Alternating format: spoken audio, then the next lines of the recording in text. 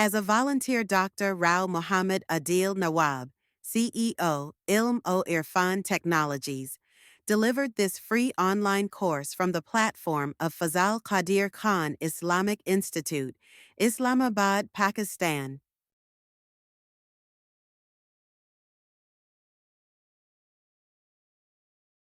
Let's move to the second part of the lecture. Components of a simple, fast and accurate prompt.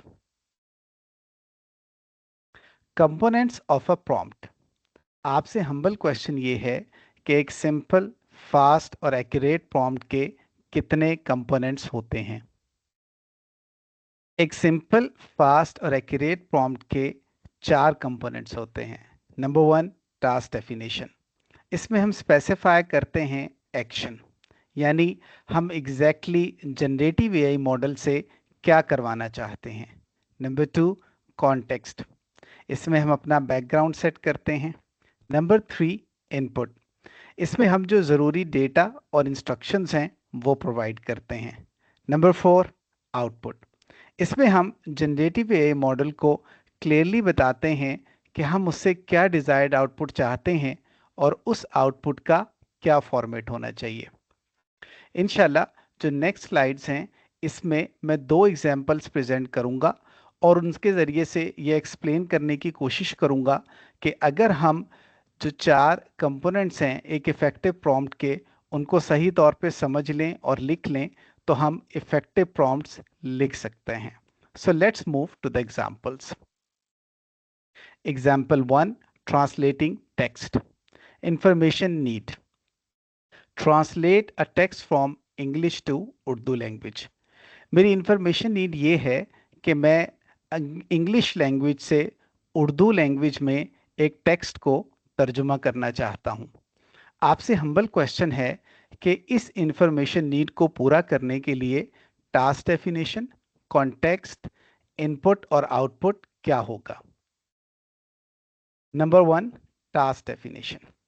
Translate the given English text into Urdu language while maintaining the original tone and context.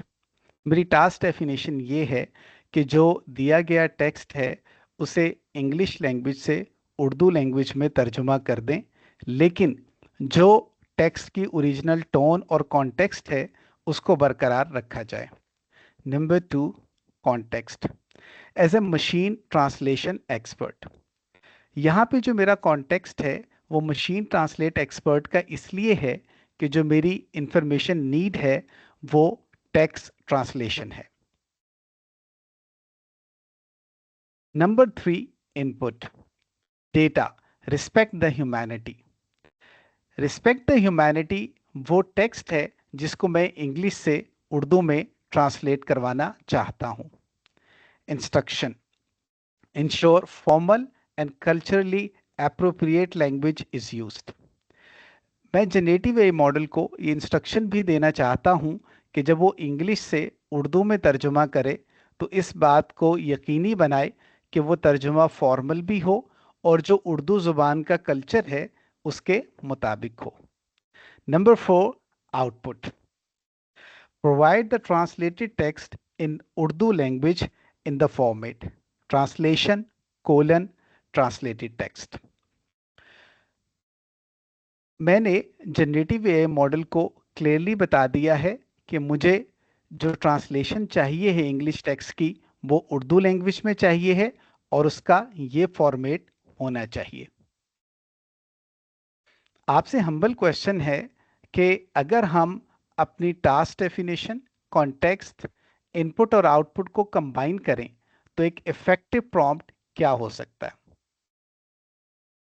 Prompt, as a machine translation expert, please translate the given English text into Urdu language while maintaining the original tone and context. Ensure formal and culturally appropriate language is used. Text to translate. Respect the humanity. Prompt. Provide the translated text in Urdu language in the format translation colon translated text. ये वो complete prompt है जो मैंने task definition, context, input और output को combine करके बनाया है। Let's run this prompt on chat GPT 4o। ये प्रॉम्प्ट मैंने पहले से ही लिख के रखा है। यहाँ आपसे एक हम्बल रिक्वेस्ट है कि जो आपके प्रॉम्प्ट्स हैं आपने उनकी जो फॉर्मेटिंग है वो बहुत अच्छी रखने की कोशिश करनी है, क्योंकि जब आप अपने प्रॉम्प्ट्स की प्रॉपर फॉर्मेटिंग करेंगे तो आपकी रीडिंग और अंडरस्टैंडिंग बेहतर हो जाएगी। स्लाइड्स पे क्योंकि जगह थोड़ी कम है इसलिए मैं प्रॉपरली फॉर्मेट नहीं कर पाया। जब मैं उसको प्रॉपरली फॉर्मेट करता हूं तो फॉन्ट का साइज कम हो जाता है। तो यहाँ पर मैंने प्रॉपरली फॉर्मेट करके प्रॉम्प्ट लिख के रखा हुआ है और ये एग्जैक्टली वही प्रॉम्प्ट है जो अभी मैंने आपके सामने पढ़ा है। तो आप देख सकते हैं कि इसकी फॉर्मेटिंग बहुत अच्छी हुई हुई है। मैंने ये पूरा का पूरा प्रॉम्प्ट जो है वो सेलेक्ट किया, इसको मैंने कॉपी किया और कॉपी करने के बाद ये मैं चैट जीपीटी 4o पर आ गया हूँ। यहाँ पे मैंने इस प्रॉम्प्ट को पेस्ट किया और उसके बाद मैंने एंटर की प्रेस की। आप देख सकते हैं कि जो चैट जीपीटी 4o है उसने ये रिस्पॉन्स जनरेट कर दिया है। मैंने इस रिस्पॉन्स को कॉपी किया और कॉपी करके मैंने यहीं पर इसको पेस्ट कर दिया। अगर हम ये देखें कि ये जो रिस्पॉन्स है ये एक्यूरेट है, क्योंकि जो हमारा टेक्स्ट है इंग्लिश में वो है रिस्पेक्ट द ह्यूमैनिटी, और इसने जो मुझे उसकी ट्रांसलेशन दी है वो है इंसानियत का एहतराम करें, जो कि एक्यूरेट है। तो मुझे अपनी डिजायर्ड आउटपुट मिल चुकी है। दूसरी जो इंपॉर्टेंट चीज़ थी वो उस आउटपुट का फॉर्मेट है। ये वो फॉर्मेट था जो मैंने जनरेटिव एआई मॉडल से रिक्वेस्ट किया था और आप देख सकते हैं कि इसने जो आउटपुट प्रोड्यूस की है वो सेम इसी फॉर्मेट में प्रोड्यूस की है। So let's move to the presentation again. इस प्रॉम्प्ट को मैंने इससे पहले रन किया था जब मैं ये लेक्चर तैयार कर रहा था। इट वॉज 6 जनवरी 2025 और तब भी चैट जीपीटी 4o ने मुझे एग्जैक्टली यही रिस्पॉन्स जनरेट किया था। Example 2, code generation. Information need, generate Python code to calculate the sum of two numbers. मेरी इंफॉर्मेशन नीड ये है कि मैं पाइथन प्रोग्रामिंग लैंग्वेज का कोड जनरेट करवाना चाहता हूं जो दो नंबर्स को सम कर सके। आपसे हम्बल क्वेश्चन ये है कि इस इंफॉर्मेशन नीड को पूरा करने के लिए टास्क डेफिनेशन, कॉन्टेक्स्ट, इनपुट और आउटपुट क्या होगा। Number 1, task definition. Write a Python program that calculates the sum of two numbers provided as input from user. मेरी टास्क डेफिनेशन ये है कि एक पाइथन प्रोग्राम लिखा जाए जो दो नंबर्स को जमा कर सके और ये जो दो नंबर्स की इनपुट है ये यूजर से ली जाए। Number 2, context. As a Python programming expert, ये जो मेरी इंफॉर्मेशन नीड है इसमें मैंने पाइथन प्रोग्रामिंग लैंग्वेज में कोड जनरेट करवाना है, इसलिए मेरा जो कॉन्टेक्स्ट है वो as a Python programming expert है। यहाँ पर एक इम्पॉर्टेंट पॉइंट नोट कर लें कि जैसे आपकी इंफॉर्मेशन नीड चेंज हो उसके मुताबिक आपने एप्रोप्रिएट कॉन्टेक्स्ट देना है अपने प्रॉम्प्ट में।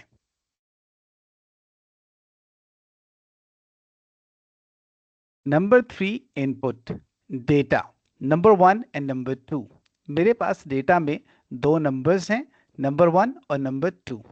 Instruction, ensure the code is simple, concise and includes comments explaining its logic। मैं इंस्ट्रक्शन ये देना चाहता हूँ कि जो कोड जनरेट किया जाए वो सिंपल हो, कंसाइज हो और उसको अच्छी तरह से कमेंट किया जाए ताकि मैं उस प्रोग्राम की लॉजिक को समझ सकूं। Number 4, output. A Python script to calculate sum of two numbers, properly commented, ready to execute and test. मेरी जो डिजायर्ड आउटपुट है वो एक पाइथन का स्क्रिप्ट है जो दो नंबर्स का सम कैलकुलेट कर सके, जो अच्छे तरीके से कमेंट किया गया हो और जो रेडी हो एग्जीक्यूशन के लिए और टेस्टिंग के लिए। आपसे हम्बल क्वेश्चन है कि अगर मैं टास्क डेफिनेशन, कॉन्टेक्स्ट, इनपुट और आउटपुट को कंबाइन करूं तो एक इफेक्टिव प्रॉम्प्ट क्या हो सकता है। Prompt, As a Python programming expert, please write a Python program that calculates the sum of two numbers provided by the user.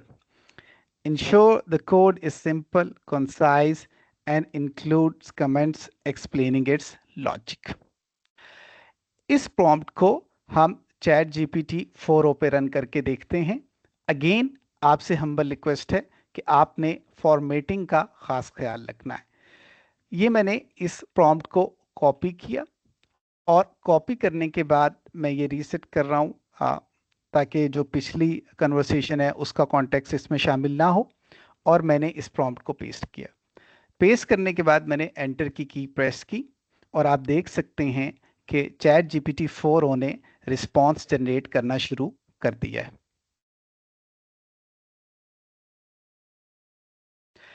मैंने इस रिस्पॉन्स को कॉपी किया और कॉपी करने के बाद मैंने दोबारा पेस्ट किया. आपसे हम्बल रिक्वेस्ट ये है कि अगर आप अपने प्रॉम्प्ट इंजीनियरिंग के स्किल्स को इम्प्रूव करना चाहते हैं और रिफाइन करना चाहते हैं तो जो रिस्पॉन्स आपको जनरेटिव एआई मॉडल से मिलता है आप उसका एनालिसिस ज़रूर किया करें. सो हम क्विकली एनालाइज करते हैं इस आउटपुट को कि ये मुझे कह रहा है कि here is a simple Python programme, क्योंकि मैंने उसे इंस्ट्रक्शन दी थी कि जो पाइथन प्रोग्राम है वो सिंपल कंसाइज होना चाहिए और प्रॉपरली कमेंटेड होना चाहिए. पाइथन प्रोग्रामिंग में ये जो हैश का सिंबल है ये कमेंट्स के लिए यूज़ होता है. तो ये जो लाइन मैंने हाईलाइट की है ये एक कमेंट है और जितनी भी लाइनें हैश से स्टार्ट हो रही हैं वो सारे कमेंट हैं, वो कोड नहीं है. अब देखें इसने पहला कमेंट लिखा है कि program to calculate the sum of two numbers. बहुत अच्छा कमेंट है. फिर उसने कहा है दूसरे कमेंट में कि prompt the user to enter the first number. और आप देख सकते हैं कि उसने वो कोड लिखा है और इस कोड को भी आगे प्रॉपरली उसने कमेंट किया है. फिर उसने दूसरे नंबर के बारे में प्रॉम्प्ट किया है. फिर उसने कहा है कि मैं कैलकुलेट करने जा रहा हूँ दो नंबरों का सम और ये यहाँ पे इसने कोड लिख के उसको सम अप भी किया है. फिर उसके बाद उसने जो रिजल्ट आया है उसको डिस्प्ले करवाया है और ये उसका कोड भी उसने लिखा है. इंटरेस्टिंगली मैंने इससे ये नहीं कहा था कि मुझे इस कोड को एक्सप्लेन भी करके दें, लेकिन इसने मुझे एक्सप्लेन भी करके दिया है कि इनपुट और जो उसकी प्रोसेसिंग है और जो उसकी आउटपुट है. और अगर हम इस डिस्क्रिप्शन को पढ़ें तो इस कोड को समझना मज़ीद आसान हो जाएगा. और उसके बाद वो हमें फिर कह रहा है कि ये जो प्रोग्राम है वो सिंपल है और ये वो काम करेगा इंटीजर नंबर्स के लिए भी और फ्लोट नंबर्स के लिए भी. Let's move to the presentation. ये प्रॉम्प्ट जब मैंने 6 जनवरी 2025 को रन किया तो जो मुझे आउटपुट चैट जीपीटी 4o ने रिटर्न की है वो ऑलमोस्ट इससे मिलती जुलती है जो इस वक्त मिली है. और ये मैंने यहाँ पर डिस्प्ले कर दी है और आप देख सकते हैं कि ये जो कोड है ये प्रॉपरली कमेंटेड है, सिंपल है और कंसाइज है और ये रेडी है एग्जीक्यूशन और टेस्टिंग के लिए.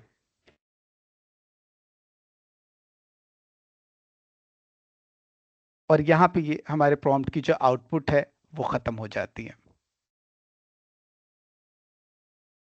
To do and your turn. To do task. To do task 1. आपसे हम्बल रिक्वेस्ट है कि यहाँ पे आपको दो इंफॉर्मेशन नीड दी गई हैं. Number 1 is related to text summarisation. Summarise an article in 100 words और less. Number 2 professional email writing से रिलेटेड है. Invitation to participate in generative AI conference. आपसे हम्बल रिक्वेस्ट है कि ये जो दोनों इंफॉर्मेशन नीड्स हैं आप इनके लिए सबसे पहले चारों कंपोनेंट्स लिखें. टास्क डेफिनेशन, कॉन्टेक्स्ट, इनपुट और आउटपुट.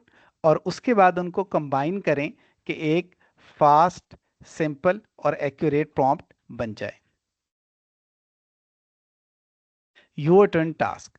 Your turn task 1. जैसा कि मैंने टू डू टास्क 1 में आपको दो जो है वो टास्क दिए हैं, आप इसी तरह से कम दो इंफॉर्मेशन नीड्स को सेलेक्ट करें और उनके चारों कंपोनेंट्स आइडेंटिफाई करें. टास्क डेफिनेशन, कॉन्टेक्स्ट, इनपुट और आउटपुट. और उसके बाद उनको कंबाइन करके सिंपल, फास्ट और एक्यूरेट प्रॉम्प्ट्स लिखें. टू समराइज, इस सेक्शन में मैंने ये प्रेजेंट किया कि एक इफेक्टिव प्रॉम्प्ट के चार कंपोनेंट्स होते हैं. टास्क डेफिनेशन, कॉन्टेक्स्ट, इनपुट और आउटपुट। अगर हम इनको अच्छे तरीके से समझ लें तो हम इनको कंबाइन करके एक बहुत अच्छा प्रॉम्प्ट लिख सकते हैं जिसका रिस्पॉन्स एक्यूरेट भी होगा और रेलेवेंट भी होगा।